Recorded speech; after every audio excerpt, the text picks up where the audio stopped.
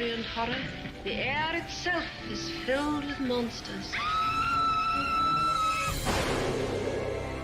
Children of the night, what music they make. It's alive! It's alive! Well, hello, all you monster fiends, and thank you for joining us for another deep dive, factoid-filled episode exploring Hollywood's most famous monsters.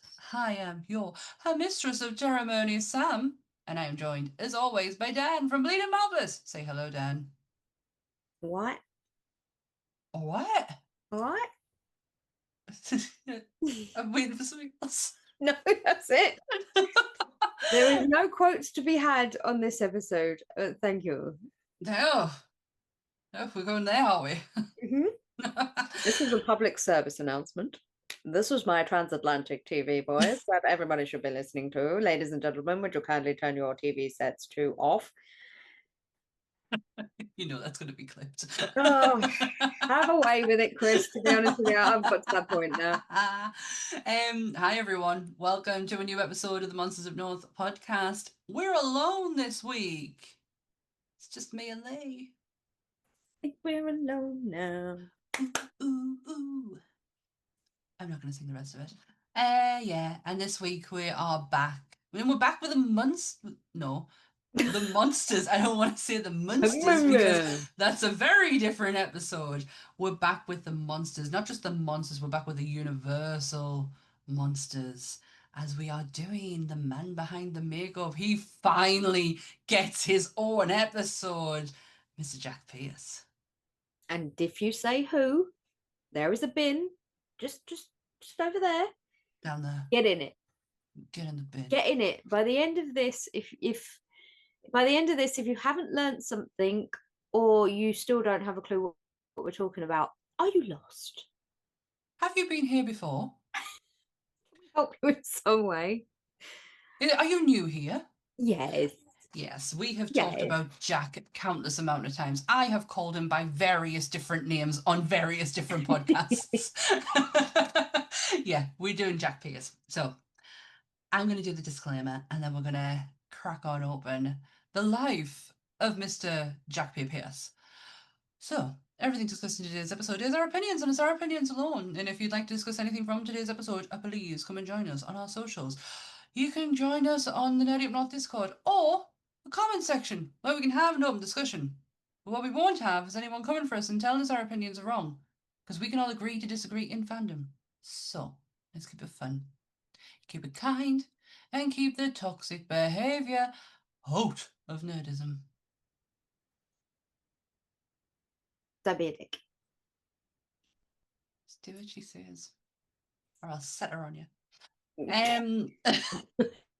I love me a little Facebook. No, doesn't she? Love me a little Facebook fight. So by all means, have at it. Have at it. It's one of my favourite pastimes. So it gets her through the day. It does. It does. It does. Did you say that last week? Did I actually get you to say "Don't be a dick" in front of Ian? No, I don't think we did the disclaimer last week. We didn't do the disclaimer, did we? No. There was a lot going on. Which I did. Anyways, Jack P. Pierce, the legendary makeup artist. He's best known for his work on Universal's classic monster films, including Dracula, Frankenstein, The Mummy, The Wolfman, and The Bride of Frankenstein. He designed and created the iconic makeup looks for all of these for most of these characters, often using his own techniques and materials like cotton and collodion. Why have I put this in the intro? That's not my intro. That's not my intro at all. That's actually my notes. She's having a moment. Please hold. Jack Pierce is one of Hollywood's most celebrated makeup artists and creators of some of Universal's most legendary characters, like Dracula, Frankenstein, and the Wolfman. Join us today as we take a deep dive into the man behind the makeup, the hot gluer himself, Mr. Jack Pierce. That's what really threw us, is the fact that my hot glue line wasn't in there, and I'm like, hang on a minute, I've scrolled down, and that is literally part of my notes. Amazing. Excellent. Yeah, Jack Pierce. Or, do you want to say his real name? Yanis Pikoulis. Yes. Yes, from Greece. Yep. He's from And Greece. I'd like to just preface this whole thing by saying that whilst I know the USA champions Universal Monsters because the studio itself is an American institution, it was built on the back of Europeans. Yes, it was. And we all play a part in this wonderful thing we've ended up with, you know, because when you start looking at not only the stars, but everybody that was involved over at Universal, you have Carl Laemmle himself, who was German. Yeah. You had Jack, who was Greek. Boris was British. Bela was Hungarian. Elsa was British. James Whale was British. Claude was British. Yes, he was. Mary Shelley, who wrote the book, who wrote Frankenstein, was British. Dr. Jekyll was written by Robbie Louis Stevenson, who was Scottish. The Mummy was written by an American. However, Lon Chaney and Lon Chaney Jr. and Todd Browning were American. But The Wolfman was written by Kurt Sidermack, who was German. The Phantom was written by Gaston Leroux, who was French. The Invisible Man was written by H.G. Wells, who was British. Yeah, he is. Dracula was written by Hamilton Dean, who was Irish.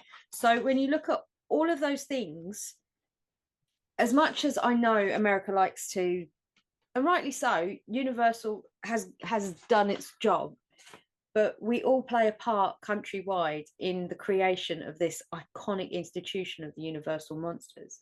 And Jack himself has led one of the saddest lives in the respect of no one knew him. No, it's only been in the last few years that, and it's thanks to the likes of Savini, of your help me out with some makeup artist names because I can't think of the top of my head right now. KMB, so got Rick Howard Baker, Greg Nicotero, Rob Botton, Stan Winston. You've got all the Robert Kurtzman. You've got, there's so many guys. So many of them, and it's because of the likes of these people that Jack actually becomes a name, because they start mentioning him. It's like little tidbits, and it's like, oh my gosh, and who is this person, and who is this person, and the research that has been done today is literally off of the back of interviews, of a stage play I watched today, of Jack's life, of articles, Wikipedia. It's because Jack, there's not a lot out there for him. No one knew him. He was an incredibly private person from the day he started at Universal to the day he left this mortal coil. There was only probably two people that really had an idea of who Jack was, and that was his wife. Yeah. And the other was his longtime friend, Boris. Yeah. So that was pretty much it. That was his two people. There was possibly a third one, but he died very early on in his career, and it was Lon Chaney himself. But I will preface that when we go into Jack. He was born in Greece on May 5th in 1889, and he died July 19th, 1968. He was 79 when he died. Just to give you an idea of Jack, only 24 people went to his funeral because nobody knew.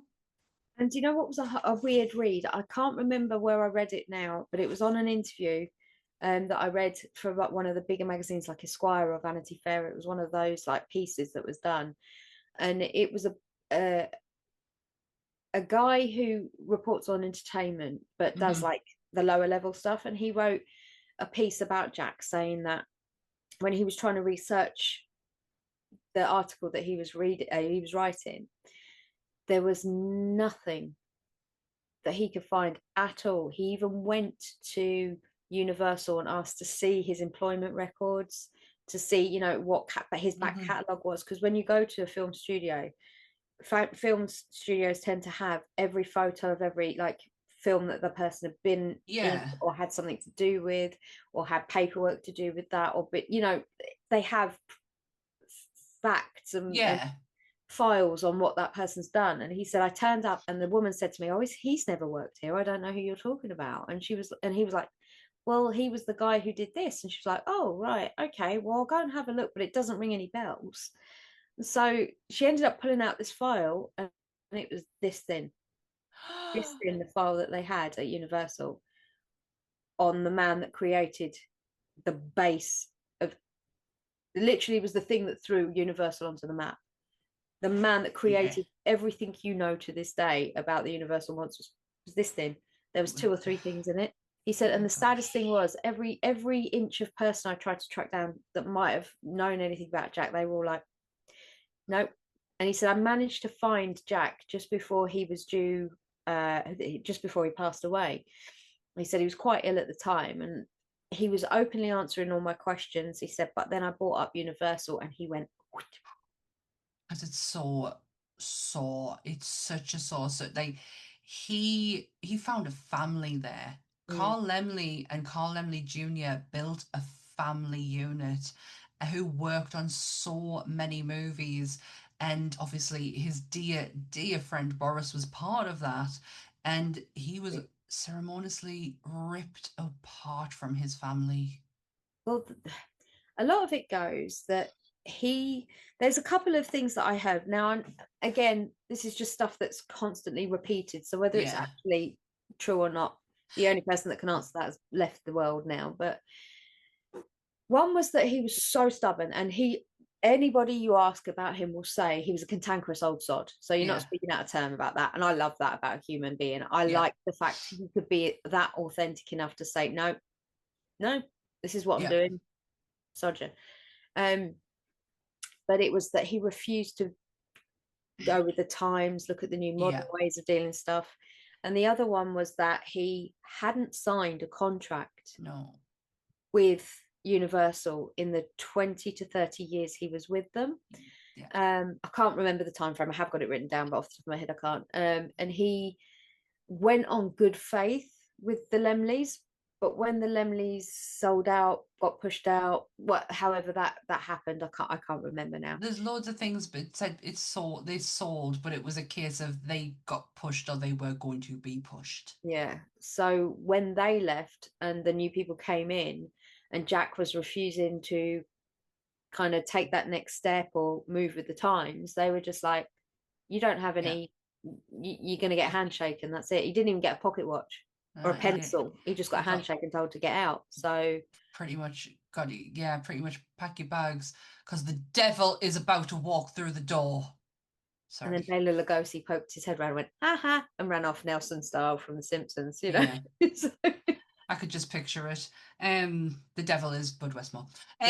Yes, we don't talk. But when you refer to like the file records, that's how Mallory O'Mara found out information on Millicent. That's exactly the same research that she did for Millicent. She had to go to studios and kind of like piece together a career that this magnificent woman had, and then go back through because she used to live at the Hearst mansion, and it's incredible the work that goes into these books. It's so mind-boggling. I wouldn't even know where to start on something like that. So Jack came from Greece as a teenager to the United States, and he initially wanted to be a baseball player. That's what his heart and soul was, into playing baseball. But as I don't know the transition from baseball player to his next job, because Jack is known as a makeup artist. But did you know Jack is an actor and actually worked in the film industry for 20 years before he actually became a Universal makeup artist? I can tell you why he didn't become a baseball player. Oh, go on, because I didn't find that out. He moved. He was originally, when him and his family emigrated out to Chicago.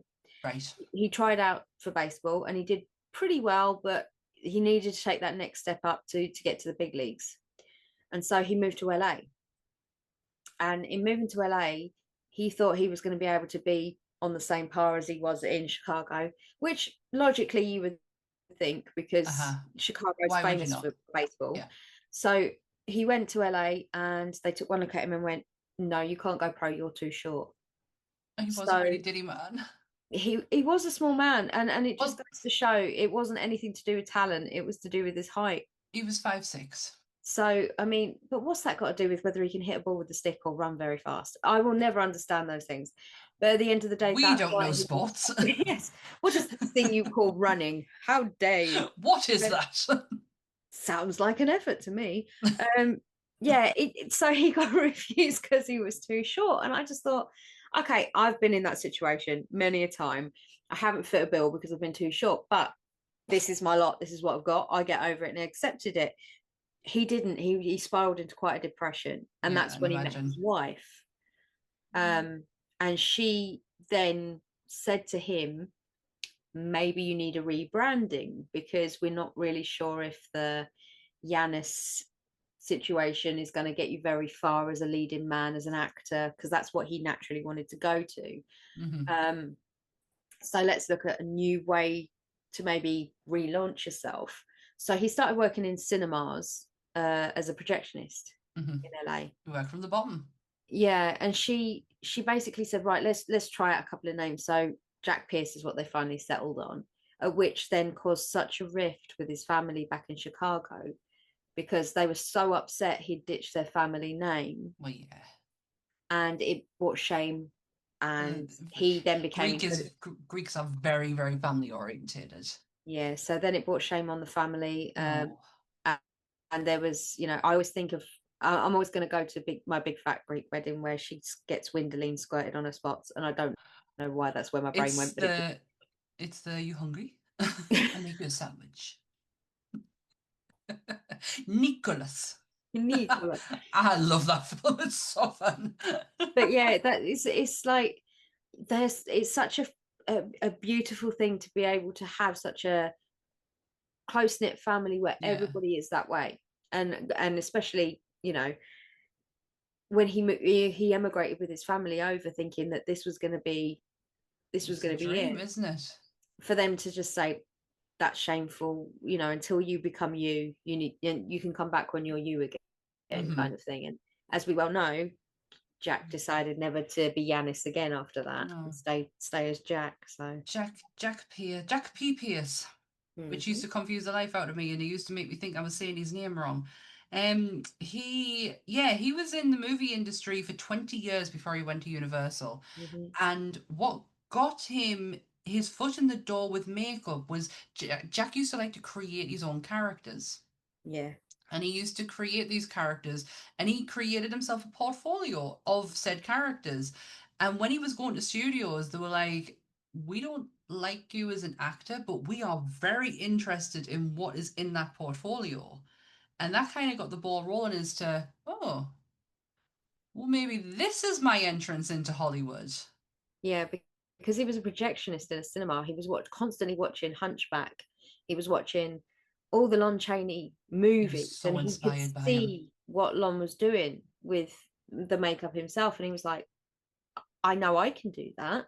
He'd done bit parts in some smaller movies, hadn't he, at that point? Yeah, apparently there's no proof, but there's a poster that maybe it is him and it looks a little bit like him. And, but there's no actual proof that he was in a movie. But he found out, obviously, he didn't have the face at the time that was commonly used as a leading man. He was more of a... Which is so ironic to me, because then this is the time, it's the 20s, and you've got the likes of Rudolph Valentino taking over the screen, and it's like, and it was, his facial fit. Like, I can't understand how it just didn't land for him. I think the thing with Jack is he has a very angry face. He does. Do you know that I saw some photos of him today, and I was like, oh, you're quite handsome. Like, you've got such a handsome, striking features, but you do look awfully pissed off.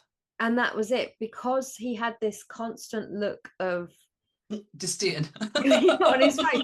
I mean, I have RBF. I have resting face. I'm not angry. I'm not an angry person by any stretch of the imagination. There's usually so many things going on here. I don't have time to think about what this is doing. So I kind of get it to a degree, because a lot of people when they finally get to know me, they always say, "Oh, we thought you might be a bit of a bitch, or you're a bit." I never thought that the first time I met you. I haven't got time to dedicate that level of knowledge to anything or anyone. So, well, I know that now. Like after 2.5 years. If anybody genuinely thinks that I am, then that's fine. You're entitled to your opinion, and really, what you think about me is none of my business. But just know, I'm really not putting in that amount of effort or time into anything other than the podcast and my business. So unless you're involved in those two in some way, what a waste. I have a stigma called RDF, rest in dumb face. I thought you were going to say something else for that dick, that D. I thought you were going to say rest in dick face. I was like, what the hell is that got to do? Imagine, no, rest in dumb face. You've got fucking nobody knows what's going on up in here, not even me, and that's why I'm constantly looking so dumb. You're the one with all the numbers that means. Yeah, just like flashes. all the triangles and the mathematical equations. Yes. That's me. Oh, if I see that gif, I'm gonna wet myself. Yep, that's me. Yeah, so Jack has a really harsh face. Too harsh for movies. But the thing is, he's got a very round face at the same time. So he wasn't like a typical villain at the time. Like, he couldn't have got away with playing villains because they were very sharp featured villains. You know, like we're talking about the guy that was tying women to the train tracks kind of villain, because we were in the silent era at that point. He also got told that Errol, that he would never be the next Errol Flynn, and that broke his heart. Yeah, I will say I do feel like maybe Jack had delusions of grandeur.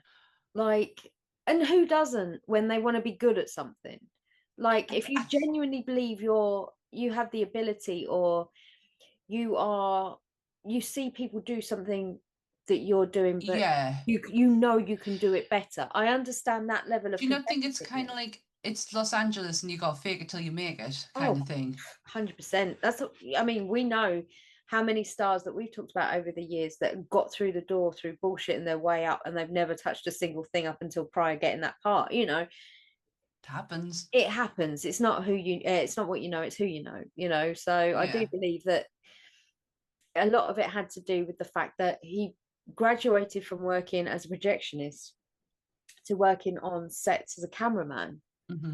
And he was working like behind the scenes. He was grip, and he was doing like a lot of the cables, and he was constantly learning. Though the one thing I would say with Jack, for somebody who was so adamant he didn't want to learn anymore, at one point in his career, he was so open to learning everything he needed to know. It's such a strange notion to me that one day he just turned around and went, nope. Yeah, because it essentially ended his career. But he'd made such an impact up to that point. We'll get to it towards the end, but his first. So people are interested in Jack's characters, and this kind of leads him up to his first movie as a makeup artist, and this is kind of where Jack gets his trademark. And I don't know if it was intentional or he just was really fucking good at it. But he does a movie in 1926 called Monkey Man. And this is a case of fur and hair being used on a face. This is kind of like the benchmark of where the Wolfman comes from. But also the extent of the work that was done is something far more than what fucking Larry got put on his face. Honest to God, I didn't know this film existed. Like, really, I'm sure it had been mentioned in all our research that we've done, but really, when you try and think of, like, if you were to say to me, oh, what was the first movie, I would never have said this film. When you see stills from this film, it was a silent film, if I'm right. Yeah. But when you see the still from it, holy shit. I am not joking. He must have sat with an ape in the room as a reference to lay all of that hair individually and make that guy look exactly like an ape. When I get to the Frankenstein bit, you will probably understand more about this, but what the research he does. Yeah. Because if not anything, he takes this deadly serious. Yeah. And the play that I watched today, it's on YouTube. It's really interesting. It is literally a man, an actor playing Jack Pierce, and he's doing like to me it just reminded me of This Is Your Life, you know, with the red book, because he's got this red book constantly in his hand, and he's reading the story of Jack Pierce, and parts of it where they kind of don't know information, they bring scenes in from the movies that he's been in, like actors come out and play parts of it. But what they said about this, and I thought it was so cute, and I was like, oh, I hope if the afterlife exists, that Jack had these thoughts. Was he spent hours upon hours creating this monkey man with the yak hair, because yak hair became his tool to use, and he was like, now I understand that there's a movie being made where my techniques have actually been put into work with thousands upon thousands of other apes. And I was like, oh my God, he's talking about Planet of the Apes. And I was like, this is really not Jack, though. But this is the thing that got me about that bit that I saw to do with that was that there's about a half an hour interview floating around with loads of the other special effects and makeup guys that were talking about Jack and the influence Jack had over everything that even they've done. And they were all saying that Jack's monkey ape in that film surpassed anything that they'd done in Planet of the Apes. So you look at and I'm talking about the Roddy McDowall Planet of the Apes. When you look at them and then look at a monkey that he did, and I know you're going to keep blasting me, an ape he did 40 years prior, the attention to detail and the fact that this guy looks like a talking ape, no two ways about it. It's unreal. The guys from Planet of the Apes look like weird caricatures of apes, and they couldn't do that was done 40 years before. How? It's the Jack Pierce magic, and what they kept referring to when this film is called Monkey Man. You are literally looking at a monkey man. It is crazy the amount of detail and work that has gone in this, but this is kind of like, this sets Jack up as his hair is his speciality, which will come into play later on. The next movie he goes on to do, I love this. I did not know he was the makeup artist in this. I knew he was kind of like, he was around at the time, but I didn't know this was him, was The Man That Laughs. With I said his name earlier, didn't I? Jacques Lerner. Jacques Lerner. Who, you know this image. You know this image because this image has been taken and put into popular culture, because this is the inspiration behind the Joker. And the person who created that smile is none other than Jack Pierce himself. There was a beautiful scene in the play where him and Jax are talking, and it's Jack's getting scared because the talkies are coming in. And he was German or French or something like that. And he was very nervous about the fact that he would have to. I don't know if this conversation actually happened. I'd love to think that it did. But he was very nervous about the fact that he was, having, things were going to change, and the likes of these prosthetic, that we wouldn't be able to do this no more. And Jack just turned to him and said, "If people get to hear your beautiful German accent, what more do they need?" And I was like, I hope to God these conversations actually happened. I really do. He was just, the way that he was with him is kind of like the relationship that he goes on to have with Boris Karloff. Yeah. What I learned from Jack today, you work with him, he'll work with you. Exactly.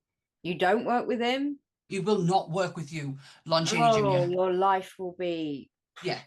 There's a reason hot glue was used on Lon Chaney Jr. So yeah, the Man That Smiled. This is where, on the back of that, this is where Carl. So at the time, Universal has been bought by Carl Laemmle Sr., and he's creating something that Hollywood has never seen before. And he then gets his son Carl Jr. And now bearing in mind the Lemleys are close knit. They are family, and they are, by all accounts, I have not, and I'm sorry if I'm wrong, I have not found anything that says otherwise, that they are not lovely people. And Carl Jr. came in, saw the work that he did for this, and went, "You are head of the makeup department for Universal Pictures, and here is your bungalow." And it was the bungalow that was Lon Chaney's bungalow. And he just passed at this point, hadn't he? Yes. Now, it's not so. Lon Chaney plays a big part in Jack's early life, not early life, early career in makeup, because he's very inspired by him, and he knew him, and he classed him as a very dear friend, and he was actually in the room with him when he created the Phantom of the Opera makeup. He actually was sat right next to him while he did it, and they were very close. Because didn't he work with Claude on the remake, redo, reboot? Well, yeah, I'm gonna skip. Yeah. I'll No, skip we'll to get that. there, but We'll yeah. get there. Okay, we'll get there because yeah. So you've got to bear that in mind when we get to the Phantom of the Opera bit. He has sat in the room with the guy who created the original, because there is no other makeup that can top what he did there at the time. That is the staple. Lon Chaney set such a bar and Jack is so inspired by it. This is why Jack is happy to go and do these kind of things, because of the man who kind of set the stage for him. Once Universal starts kicking off their horror, they go to Dracula. Now, you've hopefully listened to our Dracula episode and know the ins and outs of all the casting and whatnot, and who's not and why's not. And this is where Jack really thought, "Oh my God, I get to do the makeup of this legendary character." And Bela Lugosi came in and said, "No, you don't, mate. I'm doing my own makeup." Yeah, I'm from the theatre and we do our own. Yeah. Good day, sir. But he did get to create one thing. Jack worked a lot with Max Factor, especially with their greaseproof paint. And the hair, the widow's peak, that's Jack. Mm-hmm. Everything else is Bela. But that widow's peak was created by Jack through the help of Max Factor and what the grease paint that they used on the top of his head. It was collodion. I think he settled for a lot of the paintwork that he did on a lot of the guys. It was a form of collodion. Now, collodion is a metal, right? Let's be very, very clear. It is poisonous. There's something very similar that happened with the original guy who was Tin Man. Exactly. He got collodion poisoning from the amount of makeup that they put on his skin. He lost his job over that. Yeah, it was absolutely horrific. And if I'm surprised Boris didn't bump off way before he did. Yes. He had so much of it at every point. So much. So Jack didn't get a chance to do any makeup on Bela. However, what people don't know about Jack is, and I think we mentioned this on the Phantom of the Opera episode, so if you listen to that, you will know, beauty makeup. Jack's really famous for beauty makeup. He was so good at it. And he did all of the women on Dracula. Because he was very stunning makeup. Absolutely stunning makeup. The best way to look at Jack's makeup, beauty makeup, is to watch Phantom of the Opera. Now, Jack wasn't allowed to actually touch any of the actresses. It wasn't in his contract. Or wasn't in the agreement, whatever they had, he wasn't allowed to do it. So what he did was he did a lesson to one of the actresses, taught her how to do it, and then got her to do all the rest of them. So they all looked exactly the same. So technically it isn't Jack's makeup, but it is Jack's beauty techniques. Yeah, because off the back of the success of the fact they bought the rights to Bram Stoker to make the film, and then they went and remade it in Spanish as well, and it was one of the talkies. So luckily Jack got to do a lot more on the Spanish one, because they weren't as precious as Bela. So there was a lot more ability for him to do a bit more with the characters, but obviously they wanted to keep it very, very similar. And because Bela wasn't Spanish fluent. They had another person play Dracula. Oh, it escaped me his name. So Jack had a lot more to do with the Spanish talking version than he did with the English speaking version. However, because there was this little thing between him, Jack, and Bela, and the success of the film in 1931, they were then moving on to the next big novel that they could find. They were going through all the old stories. What could they find? They needed the next big thing because Dracula was such a big hit. So Lemley Jr. had convinced his dad that horror was the way forward. You know, we can do this. We've got this. Senior was fine with it. And he was like, yeah, no, it's making money. It's doing well. We'll try something different. You know, we'll try another one. And so they acquired the rights to Mary Shelley's Frankenstein. Now, anybody who's read the book knows it's a 3-part book. So I did not know that. Yeah, so in the book, technically you've got the Frankenstein story. Then there's a sort of a midsection story, and then you've got the bride. So they all part of the same book. I generally didn't know that. It's been separated over the years, but it was initially made as a follow-through story. So when the success of Dracula happened and they looked at casting for Frankenstein, they were like, oh, well, Bela's done it, so Bela will be great at it. And Jack was like, do you know what? No, he won't. He's got the wrong features. He's got the wrong shape face.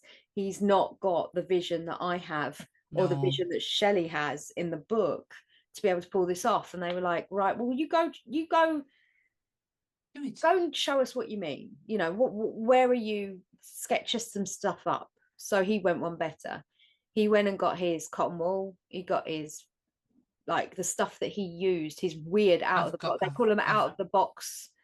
Yeah, I've got a list here of what he actually. I've just punched my table. What he actually did to Karloff in the end, but this is Bela, because he did test makeup on Bela to kind of show the studio this is not the best choice. Yeah, and then what he'd also done at the same time was he had a life cast. And I can't remember who it was of, but it was of the face shape of the person that he thought would be more suited with the features. I bet you anybody. It was fucking we've just been saying it. Lon Chaney. Lon Chaney has several masks, castings of himself, because obviously he did his own makeup. I bet you it was his. I bet you that was the vision he had. So basically, he did this whole mock-up and took it to Carl Lumley Jr. and said to Carl, this is what is in my head. This is what I see the monster looking like from what, you know, the description that Shelley had put out. This is what I see moving forward. And Carl was so taken aback. He said to him, and the famous quote goes, he said to him, you can do that on a human? And he turned around and went, I can do it on anything, human, animal, model, floor, wall, whatever you want, I will do it on there. So Carl then said to him, okay, we need to find a new Frankenstein because that makes sense to me. Yeah. So to do that, to give Carl his vision, Jack spent 3 months on research. Now, I mentioned about the research earlier on. This is what I mean. He researched anatomy, surgery, medicine, criminal history, and ancient burial customs. He wanted to know everything. So when you see your monster, you see him as science intended you to see him. Yeah. He is anatomically correct. Except for the flat head. Now, this is a massive bone of contention. A lot of the guys in the special effects world that were being interviewed for this little documentary I saw were all like, we still to this day don't understand the choice he made, even though we've heard the explanation. And it does make sense. Yeah. It still doesn't make enough sense anatomically to us as people who now have a more informed idea of what anatomy actually looks like, you know, 100 years on from when Jack was doing it. Oh, could it be? Because in some burial customs, the brain does get taken. Could it be what's the word I'm looking for? A visual of that? that the head would be flat because the brain is no longer. However, your skull is still there. You wouldn't be buried without the top of your skull. But I don't know. I'm trying. I'm really trying Well, the because. story goes, and Uh-huh. this is supposed to be what Jack said, was that when he was studying the books, he thought someone like Dr. Frankenstein and his little, I've gone blank on his, Ego.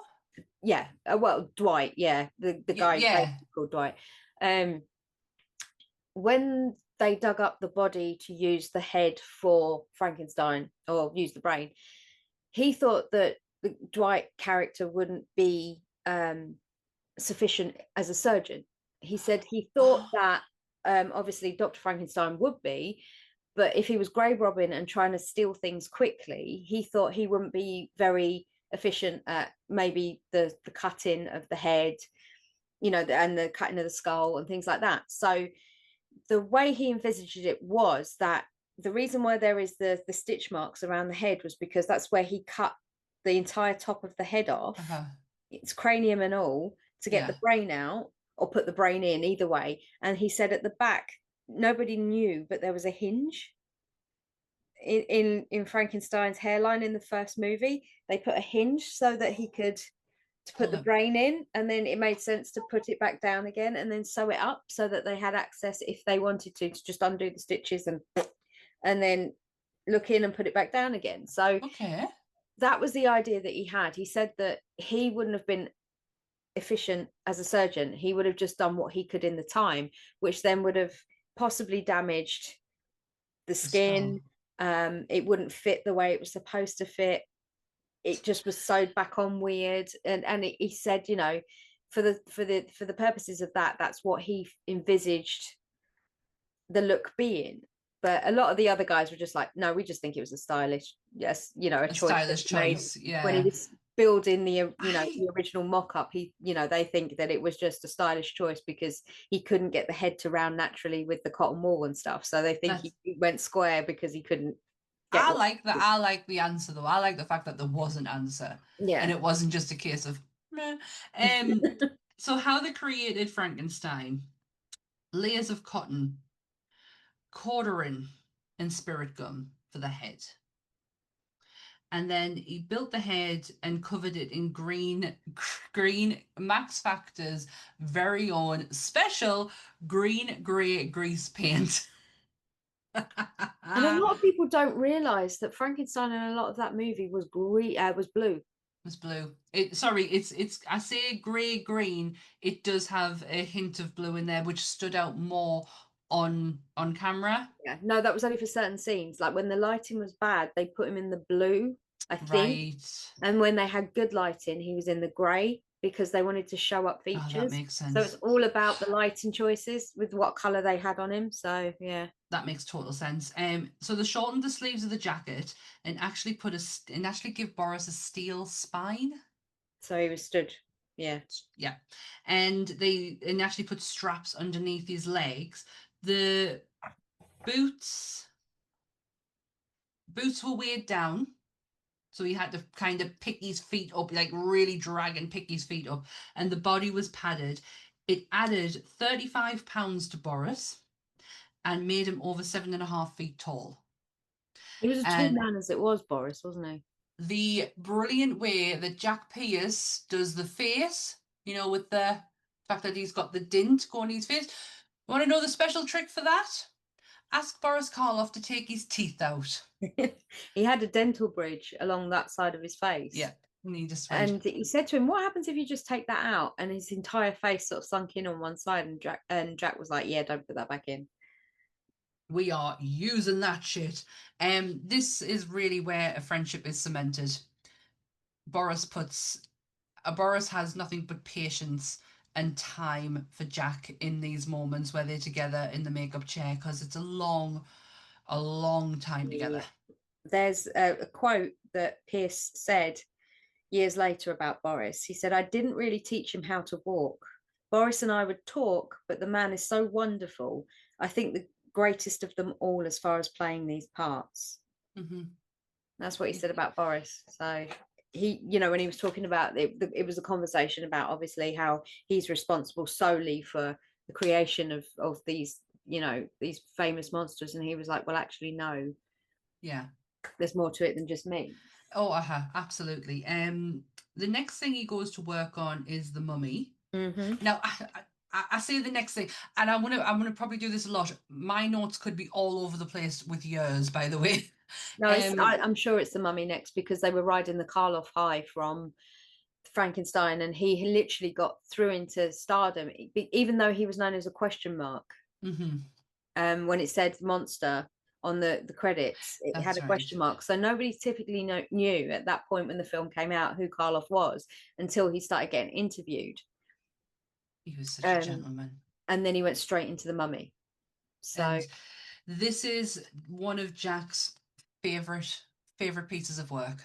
I think Boris hated him more on this film. Probably. So he did 2 makeups for this one. Yeah. He does the Imitate Mummy 1, and he does the regular Joe makeup. Is that right? He does Imitate, which is the mummy makeup itself, and then he also does Aradath. That's I couldn't say which is the old age makeup he does. Yes, on Boris.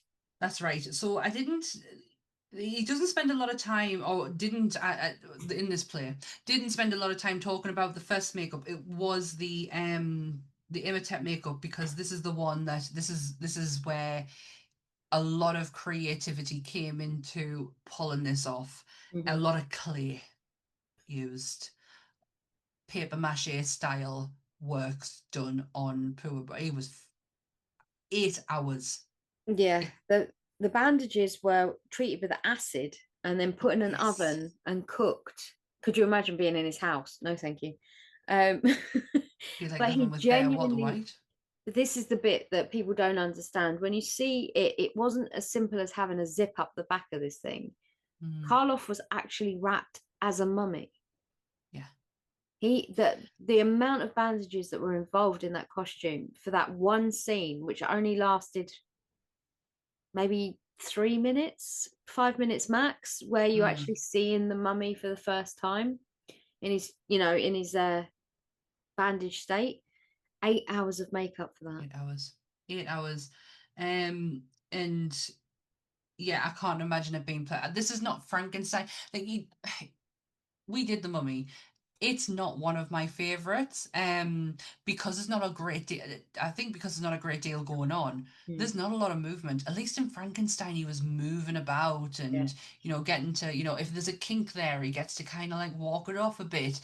In the Mummy, he is so still. He must have imagine if he had an itch on the nose. In that clay, he ain't getting that itch. No. In the old age makeup, he used Fuller's Earth to make the face shrink. Now I think they use like spirit gum and stuff like that. I'm not 100% sure. There's probably other things they do use as well now, but this movie is the one that actually won him an award. Yes. And his only award that he ever received whilst he was alive, which is bizarre to me. It's the equivalent to an Oscar. Yeah. It is the Oscars before the Oscars. And who was the person who gave him it? His very dear friend Boris Karloff. It was a Hollywood filmograph. That's what makeup design and application. With the play that I've watched, the guy was doing a Greek accent, and when he said the word film, I couldn't quite make out what he was saying, so I just wrote down, the Mummy got the first Hollywood film. This is before Oscars. I couldn't quite make out what he was actually saying, but it was Boris Karloff who was the person who given the award, who presented the award to him, and just called him one of the greatest makeup artists in the business, and said nothing but just lovely things about him.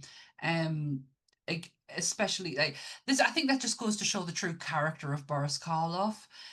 Someone who we will eventually get to. We've kind of kept Boris on a short leash for some time, but we will get there with him. The next thing he does after the Mummy It doesn't go into a great detail and actually wasn't even referenced in this play that I watched, was he did the satanic makeup for Lugosi in White Zombie. Yes, because he was loaned by Universal to the Ah, studio to do it, right. because it technically wasn't a Universal picture. Got yeah. So what he did was, with Lugosi, he sat down and he said, right, I know you're going to want to do your own thing. I'm not here to shit on your parade, but what I do need to do is I'm here to do a job, so you've got to let me do something.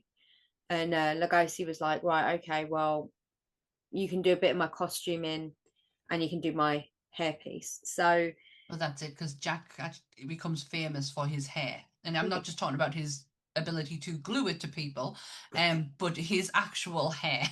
yeah, Widow's Peaks became the Jack Pierce wig of choice. Yeah. You know, he created this severe Widow's Peak on Lugosi. Now, the one you see as Dracula is there, but it's infamous now, and it's synonymous with the traditional vampire. However, this one in White Zombie, which we've also done, so if you want to go back and watch that, is so severe. It gives a totally different look to Lugosi, so it Massive. separates him from the Dracula character Mhm. massively. It doesn't, you know, it's him, but it doesn't look like the same person.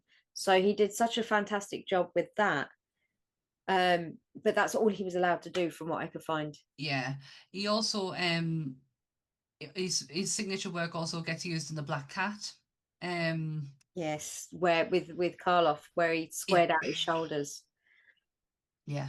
He wanted a really balanced look between Lugosi and Karloff in that movie, and it's something I've been toying with up, you know, for us to do at some point, which I think I would like to do, the Black Cat, because it's interesting. Mm-hmm. Because Lugosi plays a Hungarian like psychologist or Yeah. psychiatrist, something along those lines, and then you've got Karloff, who plays this demonic. It's such a counterpart to the actual people, Yeah, but it's so weird. and it's one of those. So for many years, people always assumed that Karloff and Bela had a Karloff and Bela had a feud, and the Black Cat was kind of like, oh Christ, they're coming together now. They didn't. No, they liked each other. They really liked each other. They were two very different men. Mm-hmm. I think we mentioned this in the Dracula episode about how Bela was a romantic and Boris was just true Englishman. Yeah. Like very different men. So to stand them apart for in Black Cat, Jack decided he wanted to give Karloff this kind of demented look. So he wanted to take from what he'd learned on White Zombie, apply it to Karloff, and see how he could make it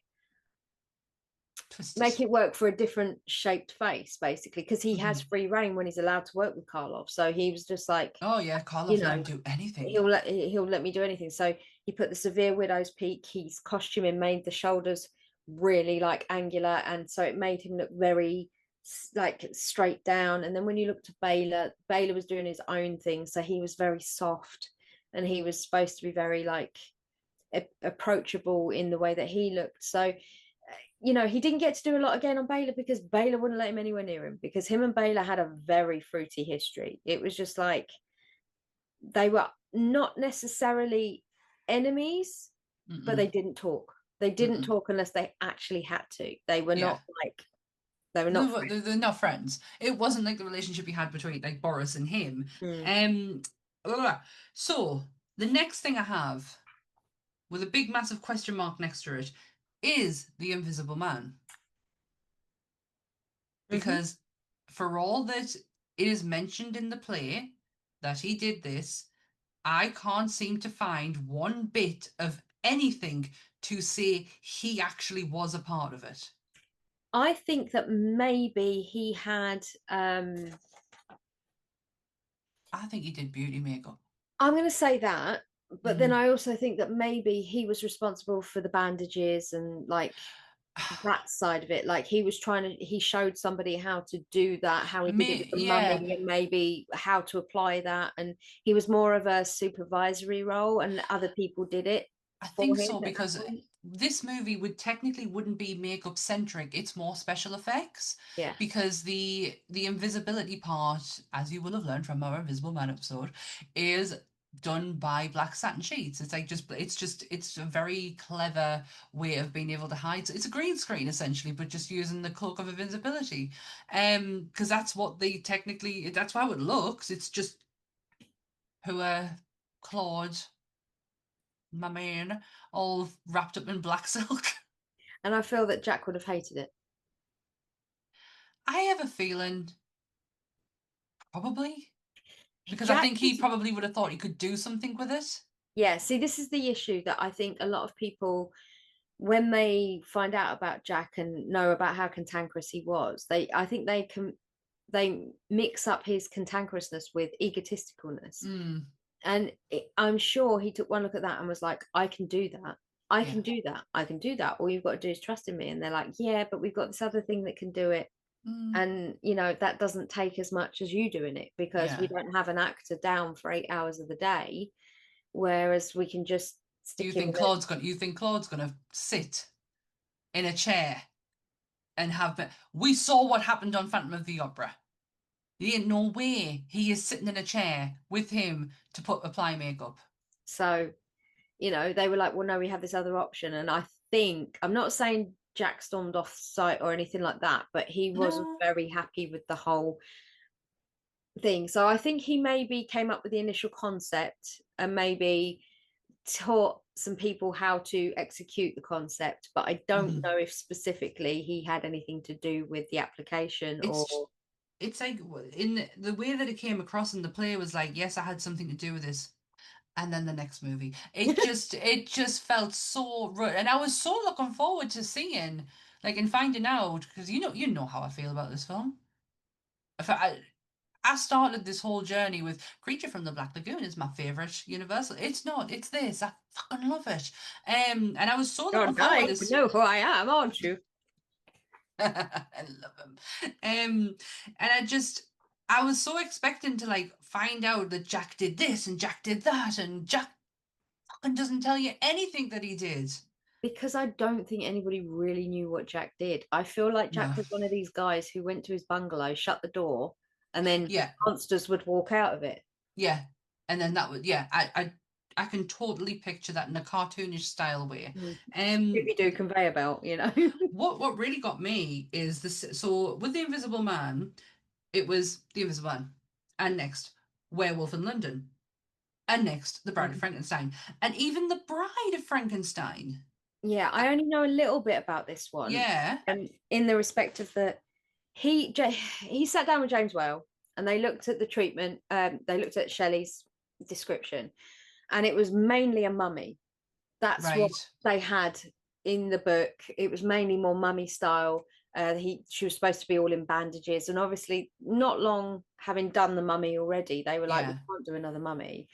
And Jack was like, no, I'm not doing that, get fucked, to James. And James was like, well, show me what you want to do, because obviously you couldn't sit on Procreate and whack out a little, he could sit there with a sketch pad, but he was like, no, I'll show you, because that's what I do, trust me. So he went away and he invented the wig that we know now. And the wig was based on Nefertiti. He was actually told he wanted they were going to give her long flowing locks, and he was like, no, I want like that Nefertiti Egyptian style, so we're going to stick within the mummy realm, but I'm not giving you mummy. So he created, if you see, she's got finger waves. The white that goes up is done in the 20s finger waves as well, which I think is amazing. The wig itself is red. It's a ginger red wig with the white stripe up it, just because it shows up better on the camera. And so when you see her in her final scene, after she's come out of they do like a mini bandage situation with her with the big safety pins in her head and all that sort of thing. He did Elsa's beauty makeup for that as well. He made the choice, Jack, to put the scars all around her jawline. He also was responsible for what he calls the wedding dress. So when you see the infamous picture of her, of the bride in all her glory, where she's standing, she has a wig on and everything. And she looks so beautiful. That dress was never going to be a thing. He said he wanted to represent the fact that she was made as the bride for the doctor, not for the monster, because people forget that the monster was called the monster and Frankenstein was Dr. Frankenstein. So technically the bride was made for Frankenstein, but for the monster. It's a, when you read the book, you understand it a bit better, but they wanted her to look like a beautiful bride. So he had a sheet cut and he wrapped her in bandages down to her wrists. So they still had an element of the bandages. But he wanted her based on an Egyptian goddess, but done in his own way with his Style, way. signature. Yeah. And Elsa was recorded as saying that he freaked her out a little bit in the respect of that when you saw him, he looked like a barber or a surgeon because he had a white shirt on. The white coat. Yeah, and she said it was like going to the doctors. Yeah. It was so strange. She you know, it was such a strange experience to be in a room with a uniform. Man. Yeah, and hence why Dan is wearing white today. It's my little homage. Dan doesn't wear white, so don't adjust your yeah, don't panic. Screens. Don't panic. It's permanent. Changed. No. But yeah, that's about as much as I could find out on how much he had to do with that. So that was a lot more. I knew about the coat because she wasn't the only one who brought up the fact that he used to wear kind of like a surgical coat, and people were like, but to him, this was surgery in a way. He was creating monsters. So I kind of get it. I find that his work on The Bride is just, it's beautiful. There's no other words to put into how she looks. The hair, you can understand why his speciality is hair, because it's breathtaking. Speaking of hair, yeah, I know where you're going. Yeah, Larry, the Wolfman. Yep, the Wolfman. So we spoke extensively about the Wolfman in the Wolfman episode. I don't know if you've noticed, but the last few movies, apart from Werewolf in London, we've covered. We have a whole back catalogue of Universal Monster movies, and we talked a lot about Lon Chaney Jr. And this is kind of like it's kind of like Lon Chaney's "I'm here, Hollywood, and my dad's dead." Yeah, basically, he was a nepo baby, but he didn't want to be known as a nepo baby, even though he changed his name purposely to have the same name as his dad, so that people would know who he was. But only did it after his dad was dead, because his dad would never have allowed him to do this. It's such a strange situation in the respect of, love me for who I am, but I'm also his son. But don't tell me I'm his son, because I'm nothing like him, but I'm going to have his same name. Yeah, I'm going to be Larry. Yeah, he's a complicated man, and to be honest, what I always had my impression of Lon Chaney Jr. was exactly like his father, hardworking, dedicated, but no, sounds like a bit of a dick. Lon was a bit of an excess guy. He loved everything in excess, drinking, smoking, just having a good old time. That was what Lon was. But the problem with him was as well, he hated being told what to do. Oh, did he? Yeah. So this then led to a very tumultuous relationship. Oh, it did. Oh, it did. There's a reason hot glue was used on him. I think Jack could have gotten around layering the hair. We have now learned that Jack is a master in hair crafting. But he decided to hot glue his face because he fucking hated him. They did not get on very well. No, Lon was always accusing Jack of purposefully burning him as well, because what they used to do when he'd laid all the hair, he went in with like a, they said like a curling iron to singe all the ends of the hair, so he looked like he'd been outside and he was unkempt. Yeah. So what they would do is he would layer the hair. He would get a curling iron and he would curl the hair, which would essentially give some form of a bit of a burn, but not enough. So he would then go in with a blowtorch and he would singe the bottom of the hair and then ruffle it to make it look. So not only has he just had hot glue put onto his face to layer the hair, he then has a curling iron. Men, if you've used hair straighteners that have kind of like, you're not really paying attention and you burn yourself on them, ouch. He has that on his face. And it's what, the 30s? 40s? Yeah. Where we at? Yeah. I can't imagine that being the most safest thing in the world. And then a No. blowtorch on top of it. No pass, thank you. Yeah, 2.5 hours it would take to do that. Now, what really got, I think this is what really set things on edge, was the transformation. This was, to be honest, the Wolfman was very groundbreaking in transforming from man to wolf and vice versa. And it was something Lon Chaney Jr. fucking hated because he would have to do makeup in and out reversed constantly. He also, when they're doing the stages where they fade it in and fade it in and fade it in, he would have to be sat in that same position for 2 hours at a time. Then they'd film 10 seconds. Then he'd have another 2 hours, then 10 more seconds. And then he'd have another 2 hours, and it was 10 more seconds. So he used to get so fucking impatient because he was a big smoker, Lon, as well. And he was always trying to smoke cigarettes while Jack was laying in the fur, and Jack was like, don't do that. Don't do that. You're going to go up. You're going to go up like a Christmas tree. Yeah, just you've stop got it. no idea what's on your face right now. But Lon did what Lon wanted to do, and hence why them two, I think they almost came to physical fights, like actual fights, many a time during all the times they worked together, because this wasn't the last time. They went on to do The Ghost of Frankenstein, Frankenstein Meets the Wolfman, House of Dracula together. But there is a little legend of a story that happened between those two, that they were so notorious for not getting on. On the very last film that they worked together, Lon sent him a signed picture for him to put up in his bungalow. And allegedly, on this signed picture that Lon sent Jack, it said, "To the greatest goddamn sadist in the world, Lon Chaney Jr." So there was a level of mutual respect. He mutual knew, respect, he knew if Pierce hadn't given him what his dad would have been able to do for himself. I mean, I don't think that Lon Chaney Sr. would have been able to pull off the Wolfman the way that Jack did, because it wasn't Lon's thing. No. But I think he understood that from his dad doing what he did, he had a level of respect for what Jack did. And it was what Jack did gave Lon Jr. his ultimate step up to be more independent within the Nepo baby situation. But he became the face of Universal because of the back of this. Like, everything was laced around him until it wasn't, until it went tits up. But that's a bit in the future. One thing, I don't know, when did Bela play Igor?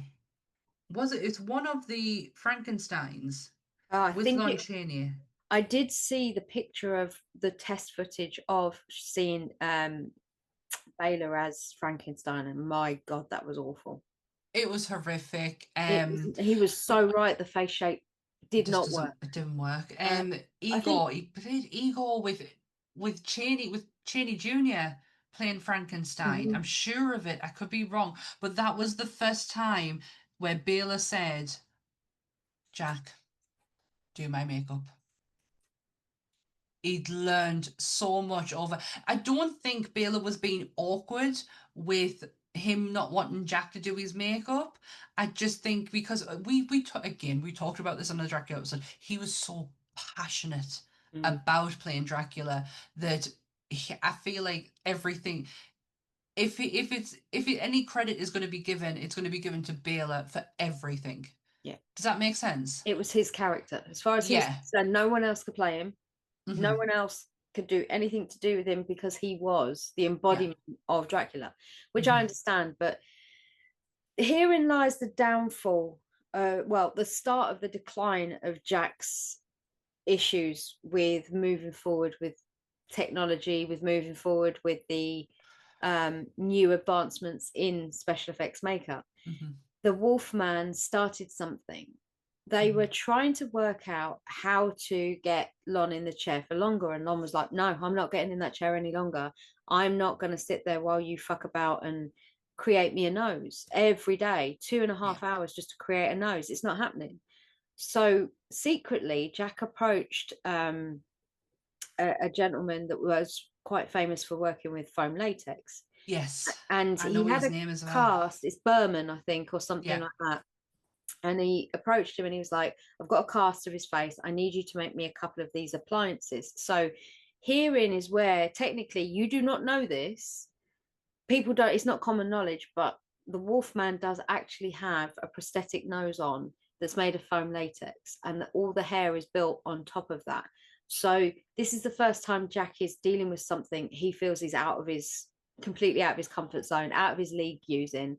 And because he had to commission someone else to make this for him, he started to realize that it's either something he didn't feel comfortable moving in the direction of, or he was so stuck in his own ways that he didn't see it as there being a future with it. He was just happy to use it to shut Lon up for that film.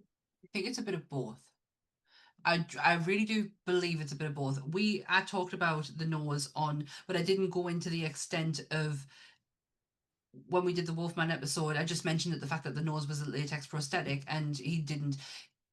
This is so foreign to him as part of makeup that we could use something repeatedly, and it's not just done on the day. Now he kind of takes that on board. So I feel like he's starting to realize makeup is changing. So when it comes to Phantom of the Opera, and what we get is not what originally was put out. Jack went all out with this makeup. He was in the room with Chaney when he created his. So he wanted to match that level of scariness. What he originally did for Claude's face was something so outrageous, so not Jack Pierce. The studio hated it, and they were scared of it. And because he'd used techniques that were not of the Jack Pierce nature, I feel that's where he kind of like went, well, I tell you what, if that's the fucking effort I'm getting, yous can all piss right off. Get fucked, because he really put his all into the original make. That's why you get the shit show appearance that you do from Claude's, because it's something or nothing. That is not scary. It is like I have literally just, chucked jam on my face. It's not scary. It doesn't have that same, bear in mind, 20 years apart, but the remake, I mean, from what I can gather and what I looked into before, Claude wouldn't wear a lot of prosthetics anyway. He was adamant he didn't need them because he was such a fantastic actor. He could portray a man who was supposed to be disfigured without actually being disfigured, because Claude was an egomaniac. Oh yeah, don't get us wrong, I love the man, but yeah, his head's so far up his own ass. Yeah, so he genuinely believed he could portray it with very minimal makeup and still get the point across. So hence what you see is like them having to tone it down and tone it down and tone it down and tone it down. Bad. It doesn't even look like the same size when you originally see it to start with, but that wasn't the idea.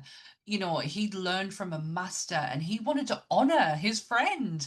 And the studio was like, that's way too scary. We don't like that. And Jack was like, well, you know what? If I'm going to put this fucking head, fuck off. No, I'm not doing it no more. And I do think I could be completely wrong and looking into it, but he really, with the Wolfman, this was a work of art. Like, really is a work of art for him, and for him to actually go out of his comfort zone to even start looking into latex work must have meant that he at least was open to the idea of it. But like I say, when I'll go back to what we said at the beginning, for someone who was an inventor of a whole genre that never existed prior to this man coming in, no, well, I say that we had I think Carl and Lon Chaney. I think Lon Chaney is something so special. Yeah, I mean, so out there. But Lon was using also out of the box stuff. He was using egg whites and weird stuff, and like, whilst that worked for Lon, Jack realized that wasn't a practical approach to repetitive work within constant filming and schedules being longer and things like that. So he had to find a way to get around those. So Jack invented the basis for what everything went on to be. So yeah. Did you know? Oh my God, I've just done a did you know? I haven't done a did you know for ages. Vincent Price, his first ever movie. Jack did the work on that. So famously, Jack was unceremoniously fired from Universal Studios in 1946. 20 years of service. And it was theory that it was due to, not using new techniques and, times were changing and Westmore was in the wings waiting to fucking take his seat. With an upside down scalpel, ready to have his picture taken. That man.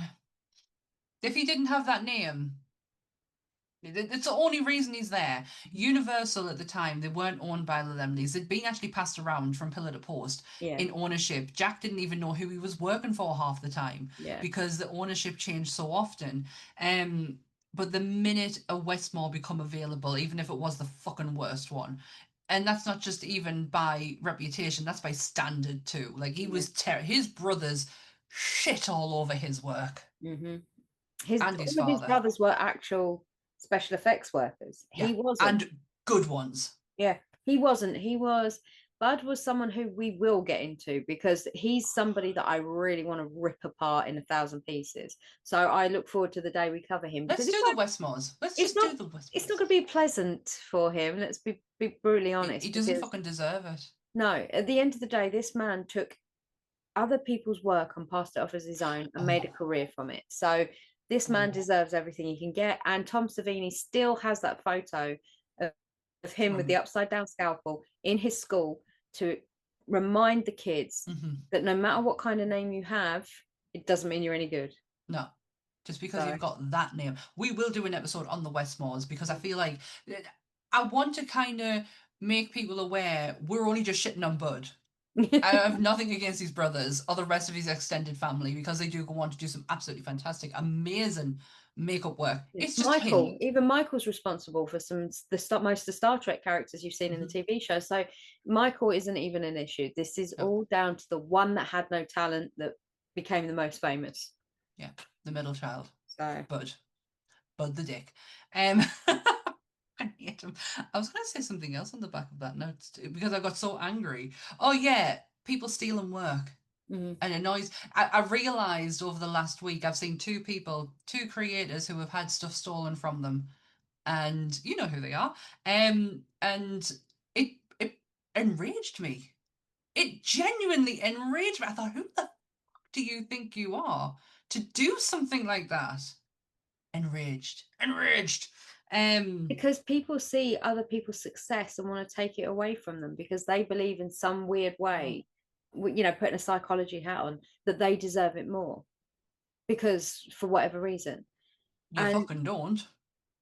Put the time, put the effort in, then you deserve it. By all means, you revel in the glory. You flog that horse till it's well and truly dead. You ride that pony into the distance screaming, "It was me!" And everybody will be like, "Good for you." Do you know what I mean? But if you aren't prepared to take it from the beginning to the end and you come in halfway and claim it's all you're doing, you can get fucked right off. Yeah, not interested. I have felt such an inner rage this week and I was like, oh, I don't like it. I don't. Theft is one thing, like regardless of what it is, intellectual property, social stuff, it just real life, like it fucking boils my piss. I hate the fact that how dare you? Who do you think you are to go in and take something from someone else? Who are you? Sorry, that was me Nikki from Big Brother moment. Who is she? Yes. Is she? I don't know anymore. I don't know. Basically, there's a 20-year gap roughly between when he was shown the golden handshake to when he passed away. Now, in those 20 years, it's a bit of a blur. There's not much to go on other than a bit of TV work, a couple of plays. He did a bit of directing on some things that never really got off the ground because the thing about this was no one still knew who he was. No.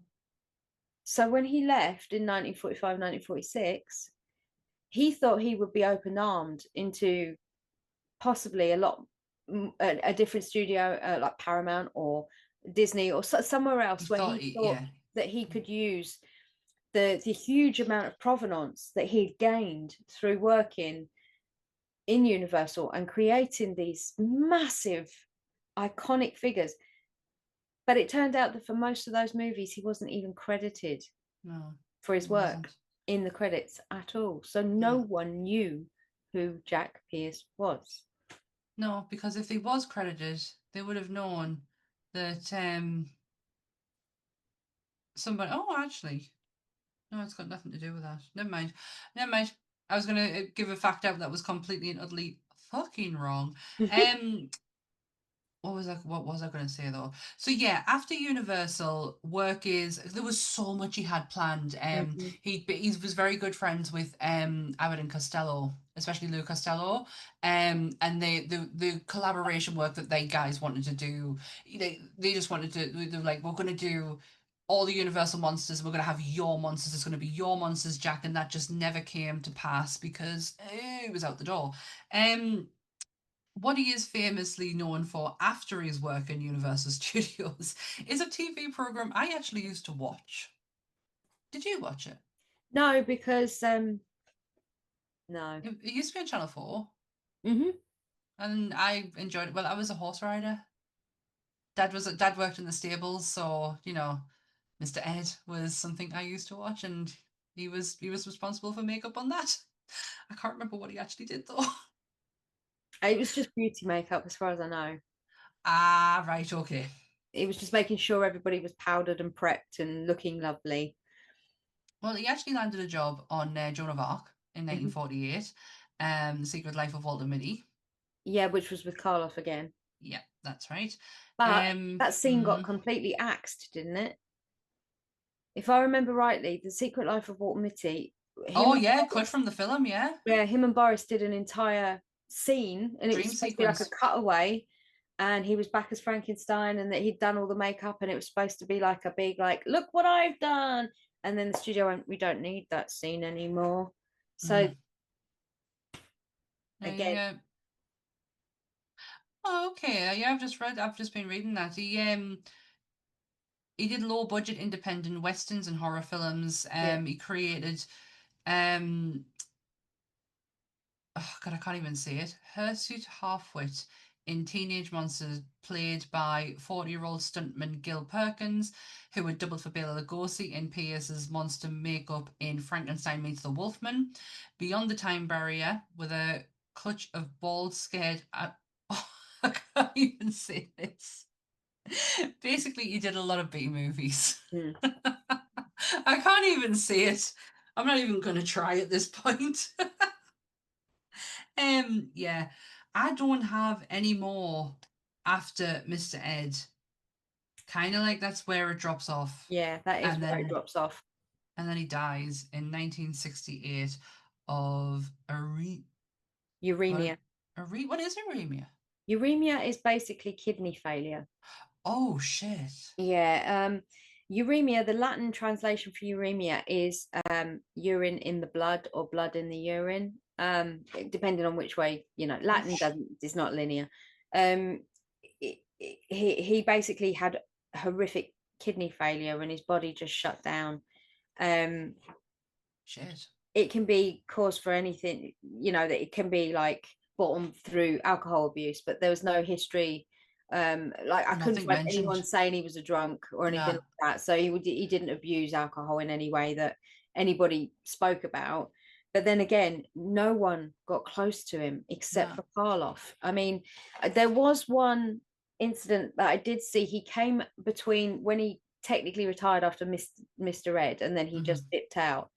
In 1957, Boris Karloff was on an episode of This Is Your Life. Yeah.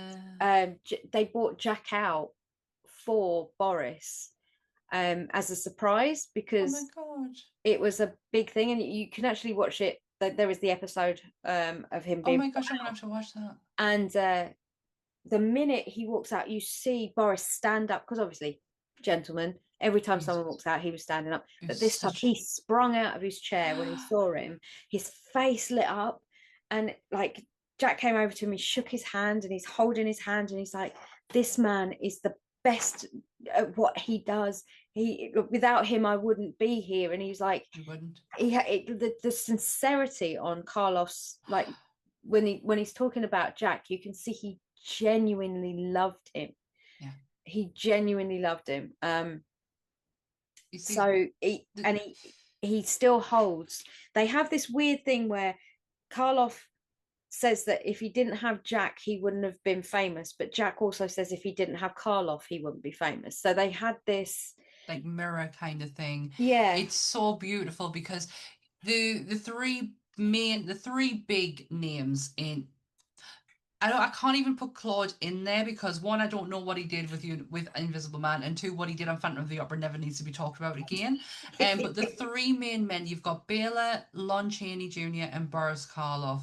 You've got Bela, who is the theatre actor and takes his craft very seriously. yeah. And then you got Lon Chaney Jr., who is literally just a pisshead looking for a job to impress his dead dad. Like, it really is. But then you've got Karloff, who is there for the art. He's there for the craft. Yeah. Well, what they say is that when you look at those three guys, you saw with Bela, he was born and bred to be in the theatre. He was always going to be that. That was what he'd aspired to be. Lon was always going to be a Nepo baby. He was always going to be the one in the nightclubs getting drunk, living off the provenance of who he was. But the thing about Karloff was that not a lot of people know, prior to him being cast as Frankenstein, he was just like any other Joe. He worked in warehouses. He drove a forklift truck. He was the everyday man around. He was a bin man at one point, I read. So he had done menial tasks. He had done real jobs just like everybody else. So he had he was a grafter. So he knew to achieve what he needed to achieve, he had to be patient. He had to have an element. Yeah, he had to have an element because he was a working man, so he couldn't afford to lose the job. No, he needed the money. He knew this. Like, what you've got to understand about Boris is, for all he loved the craft and the art, he still needed the money. He still he had to get paid. Yeah. And he says to this day, like he never had any idea that being a question mark at the beginning of a movie would have changed his life as it did. So for absolute ever. And there's such I can't wait for the day we go through, because we've done the Mummy and we've always had a chance to talk about Karloff in some way when it comes down to Universal, because at the very start of Universal, once Boris's foot is in the door, they just want him for everything. And that was a running joke for such a long time on the first series was, and who did they want to cast? Boris Karloff. Like he was meant to be the creature, for fuck's sake. Yeah. Now I'm happy with where he ended up. I do think he got a balance in the end, especially when they put him in the Black Cat. He got to be Boris. Something so different. Yeah, it wasn't all prosthetics. There was a little bit of wig doing, and obviously a lot of Callidian, however you say it, paint. But he was still. You looked at him and you saw Boris. You didn't see the monster, or you didn't see the 20 other characters, the Imhotep or Ardarath or any of those. You saw Karloff. And it's so nice. Even though that wasn't even his real name, but obviously. No, it was not. I've got a picture here. Oh my goodness. I've got a picture here of the starting point of Frankenstein. And it's somebody with the metal hair dryers, and he's got the laid part of the top of his hair on, and he's got it's blue, but do you know what it looks like? It looks like blue tack. I wouldn't be surprised. It looks like blue tack because because the brow was all putty. That was to raise it up. And there's Jack working behind, the shots that you see of Jack working behind his ear, but Dan, it's in colour. They freak me out. I don't know. It's so weird. I get why they're doing them, but how do you know? How do you know that was the colour? There's one here in kind of like a sepia tone that Oh, it's so weird. Did you ever see the pictures of Lon Chaney in Junior in the Frankenstein makeup? Oh, it's bad. I don't Oh, like. it's terrible. He's got a mushed up face. It's like scrunched up. 'Cause the beautiful part about Frankenstein is the length, is the the fact we get to see all of his features. It's breathtaking. Lon Chaney's just scrunched. It's so scrunched. But this is something they say that not a lot of people notice, but hardcore fans will know. Um, when you see Frankenstein in the very monster in the first movie, and it stretches all the way to where Karloff stopped playing him at Son of Frankenstein, Yeah. you see the change in his makeup as it goes on. Obviously, it stops at the end Right. of Bride, because technically he died, and then Son of Frankenstein happened. But Mm. when you see it's the degradation of the mask. So over those two films, even though they had 5 years apart or something like that between the two, they made the monster look more disheveled in the second one. His hairline was different. He'd got burns and he'd lost a bit of hair from the end of the first one, and Mm-hmm. not a lot of people pick up on that because they were so far apart. And it's not like you could just hop on a streaming platform Yeah. now and watch them back to back. Back then, you had to go to a double You had showing, to a double wait. feature, or yeah, you did. You wouldn't necessarily notice those things, but when he hit Son of Frankenstein, he was considerably older than he was when he played Frankenstein. Mm-hmm. So his facial shape had changed a little bit, and he'd gained weight in places where he hadn't had the weight before, which is perfectly acceptable and perfectly natural. So when you see him in Mm-hmm. Son of Frankenstein, he doesn't, even though he is Karloff and he is Frankenstein's monster, Yeah. he just looks weird. And it wasn't Pierce's makeup, it was just the fact that he had gained weight. Yeah. The bridge wasn't taken out. There was choices to do with the way that the prosthetics were put on, because they wanted to obviously use a bit more of the newer technology, even though he fought against it. And there's scenes where it's all practical with the build up again, and Yeah.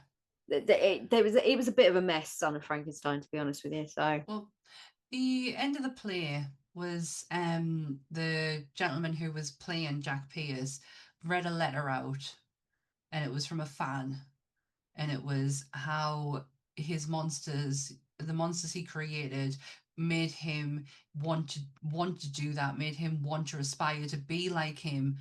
And the letter was signed by none other than Dick Smith. mm-hmm. I really hope that was true. No, it is, because Is it? Dick Smith was Tom Savini's mentor. Yes.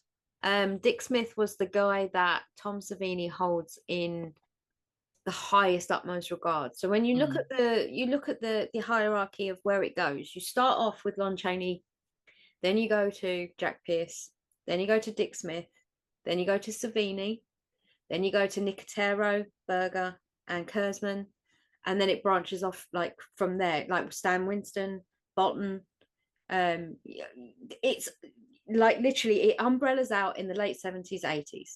So everybody at some point started under Savini in one way or another, or somebody that worked for Savini. So it literally went bum bum bum umbrella. So you can tell where the popularity of practical effects took off to where it suddenly just goes from such a linear line to then just umbrellaing out to so many people in such a small like timeline. It's insane. But if it wasn't for any of those people, we wouldn't have anything that we have now. No, if it as wasn't horror for fans, we really wouldn't. If it wasn't for the genius minds of these people and how they put together these makeups is just unreal. Sorry, I'm completely transfixed on Dick Smith at the moment, and I keep forgetting what Dick actually did. Like I've just stuff completely slips my mind when it comes to him. But yeah, I love the fact that that's how the play ended. Honestly, this play was I don't know if a lot of its truths or the piece to get why why it was even made in the first place. I generally don't know. It's just when I was looking for something to watch, because research wise, Jack's not the easiest to research. So no, you because have to nobody go into knew him. interviews. No, Yeah. so you got to go into these kind of interviews and look at the look at the work different, look at it in a different aspect. And this play just came up, and I was like, and it was like the life of Jack Pierce, and I was like, okay, let's see what this hour and a half play is about. I watched it all. I watched every single bit of it. But I have heard interviews with the likes of Rick Baker, Mhm. who was sad. He was generally sad at the fact that Jack he didn't, in his words, didn't want to progress. Yeah. Was stuck in his ways. I honestly believe he tried, and because of knockbacks, I he think, just yeah, it was the whole Phantom of the Opera situation with Claude Rains. I think he did what he thought was him evolving, him taking that leap, and then getting completely shut down over it. He just went, fuck you then. I'm not, this is what you want. I'm giving it to you. yeah, And it's not good enough. So, yeah, and because at that point he'd been able to say those things. But yeah. because the studio then had been sold out and he didn't know who he was working for, technically you can't tell a new boss to fuck off when you don't have that kind of relationship with that boss. And if you don't even So, know if they fucking are as well. and especially if the boss didn't know who you were, which But if is the the way it seems. yeah, So if the Lemleys were there, yeah, would have been a very different story. 100%. Jack says it's one of, I say Jack says, but what I have read is that this was the best years of his life was under the Lemleys, because they did create a family environment. Yeah, Probably the reason why he never signed a contract for, yeah, because he thought he was protected. yeah, Why would he need to? You know, the Lemleys had his best interests at heart, yeah, and it's sad when the likes of, like, we all know, and we've spoken extensively about Bela and how badly he was treated in the industry, but then to find another one within the same time period to have the kind of same outcome, it's heart-wrenching. But it's 2025 and we're still talking about him today. yeah. God means Because of the something. resurgence. It's like I say, it's because of this resurgence and the popularity that has come with the Universal monsters out of nowhere. All of a sudden, this whole want and need and like infatuation with them has come back, which I don't have a Yes. problem with because they No. need to. Yeah, You know, should never like be forgotten. the whole epic universe thing now. You've got a whole part of Universal that's dedicated specifically. They're not just here for Halloween Horror Nights no more. No, no, They and have their own there's a place. Jack Griffin. There's a Jack Griffin right there as well, and I was so happy. I actually commented. Actually commented on this girl, a random account that came up on my FYP, and she had a conversation with Jack at Universal Studios, and I'm like, "That's my guy. That's Claude." And I was so happy because nobody gives him the time of day. It's always Frank, and Mm, it's always Creature, and it's always the bride, and it's never Jack. I'm talking about this. yeah. I'm talking about Claude. I'm the invisible man. I'm looking at also a coloured picture of Bela with this, and this is probably why Bela was like when he played Igor, Yeah. and he looked at the style of it. It's all yakka, it's all hair. And he probably just went, "Oh my God, Jack, you need to do this makeup. Like, I can't do this shit." Yeah. This But beard's a bit beyond me. And but this wig. Yeah. from what I read, this was like one of Bela's moments, like something completely different. Mm, So having Jack work on him, like the makeup is tremendous, the teeth, the hair, the eyes, it doesn't even look like him. It's absolutely amazing. mm. But I'm all jacked out. That sounded terrible, didn't it? I got what you meant. Don't worry. I'm really pleased. It's so late. Dan, do you want to tell the people what would actually hang on? Did you do a connection? Freaking hell! Damn right I did. Okie dokie. Well, this is Dan's 666 separation of Jake. Jake. Okay. It's a very short one today, but Okay. it's one nonetheless. It's not about the size. Right. Jack Pierce worked on US TV show and national treasure, Mr. Ed, where he applied makeup to the cast. One member was Jack Alberston, who played Paul Fenton. Jack Alberston's most famous role was as Grandpa Joe, the faker in Willy Wonka and the Chocolate Factory. Goddamn bad man. Jack did a lot of voice work Jack Alberston, this is, did a lot of voice work in his later years and voiced Amos Slade in the 1981's Fox and the Hound, alongside Keith Coogan, who voiced young Todd, who also played Brad in Adventures in Babysitting.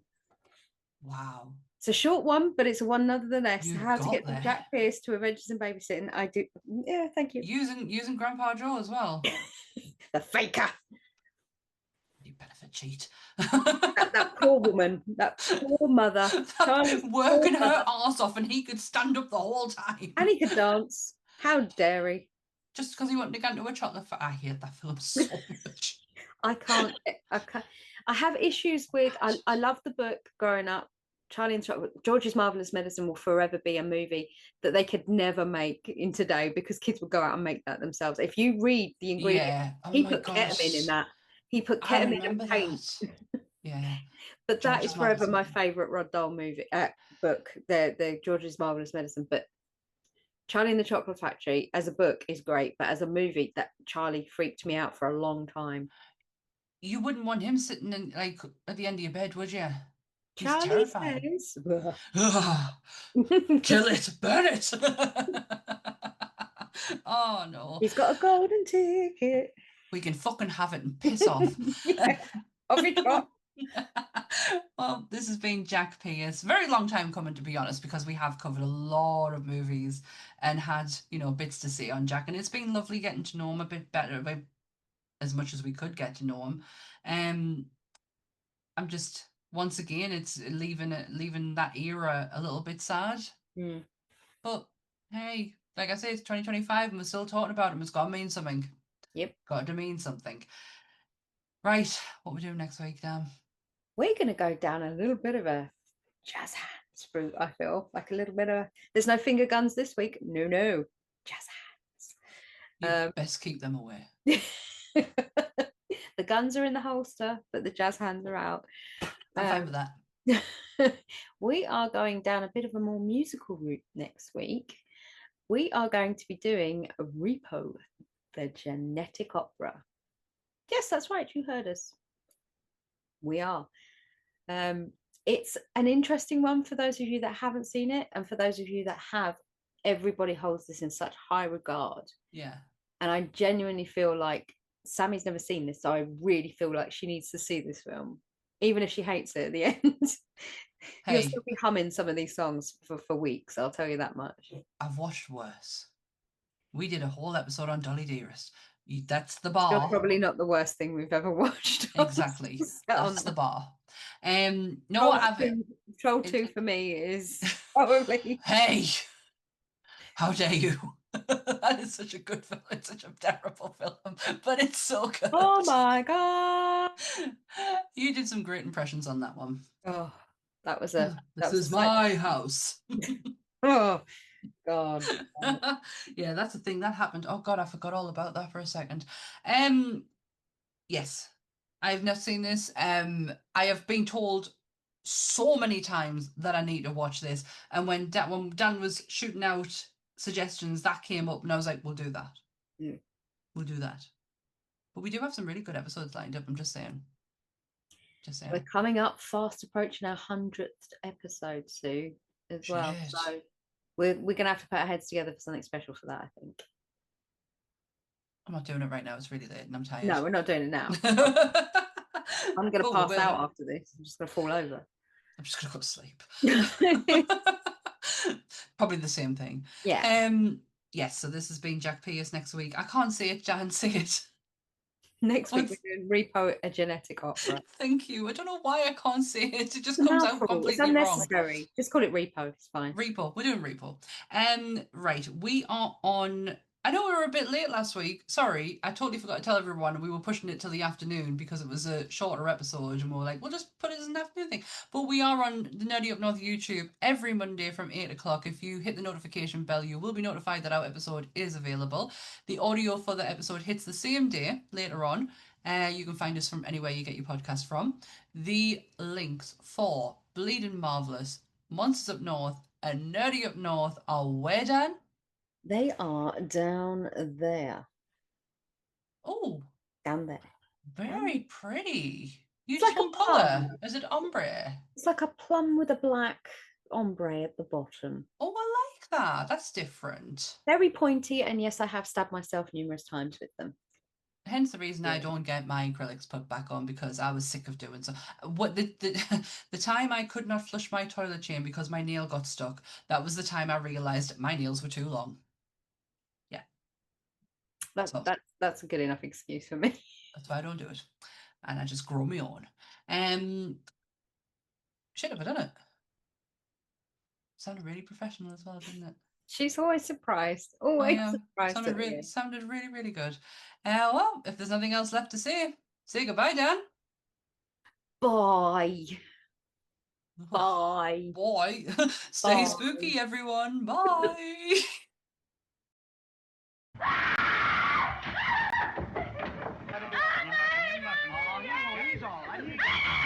Please don't.